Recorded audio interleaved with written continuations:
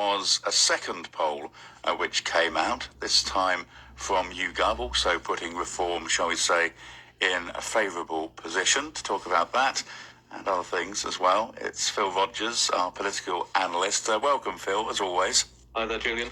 Now, down the line on this occasion, from Oxford of all places, who'd have thought it? Tell me, first of all, your thoughts on what Ryan Coogan had to say.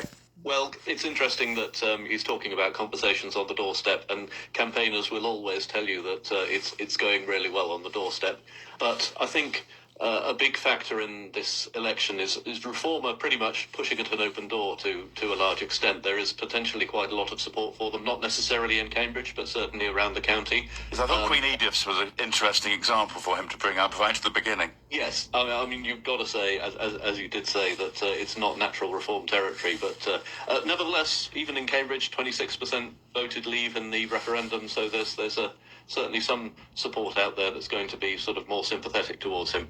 But I think what Reform are really sort of struggling with is the lack of organisation on the ground. They don't really have the sort of established network of supporters and deliverers and people who knock on doors that the other parties do. They may well develop that, and there's certainly signs in some parts of the county that that's happening, but until they've got a sort of more widespread and deeper organisation, I think there's a limit to how much progress they can make overall. In terms of what Ryan Coogan had to say on policy, it's interesting that he's sort of in agreement with Paul Bristow on the light rail scheme, but wants to do the financing in a bit of a different way, with more involvement from, I guess, another place that might even be called a private-public partnership. Yes, I think we are seeing certainly more talk about light rail in this election than you might have expected. But the financing is the difficult question there. In a way, some of what Ryan was saying sort of struck me as being a little Lib Dem in style, if not in substance, in terms of, knocking on doors, listening to voters' concerns and doing the pavement politics. That is very much how certainly new parties tend to establish themselves, by sort of finding out what people's problems are and working to address them.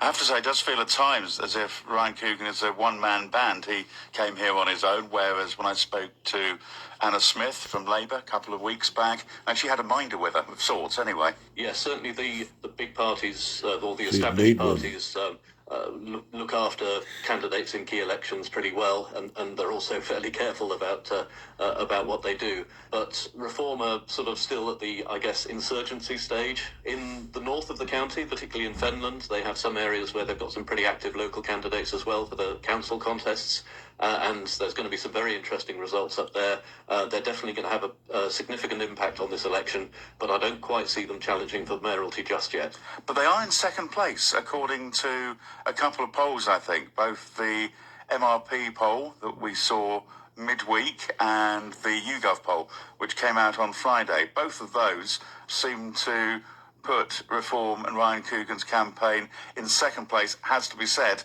quite a way behind Paul Bristow, the Conservative candidate. Yes, this poll was pretty good news for Paul Bristow. It gave him a 12% lead, which at this stage of the game is fairly substantial. Certainly Reform in second place on 20%, but within the margin of error of Labour and the Lib Dems. So it was Reform 20, Labour 19, Lib Dems 18. So it's traditionally plus or minus 3%, so you can kind of shuffle those into any order you like, really. But the main story is it's a clear lead for Paul Bristow at this stage. A number of candidates might do very well for Reform in the local elections across the country. It will be interesting to see how those local Reform politicians act locally compared to the kind of narrative that we hear coming out of the national politicians, Nigel Farage and those elected into the House of Commons. Yes, it's certainly not impossible that in some parts of the country we may have Reform-run councils after these elections, and it's going to be very interesting to see how those councillors deal with the realities of being in control and in power and having to make decisions, and often quite difficult decisions, about what they're going to do locally. Yeah, I suspect they just blamed the last lot, weren't they, for the first 6 months at least. Phil, for the time being... For a while. Yeah, possibly. Phil, for the time being, thanks very much.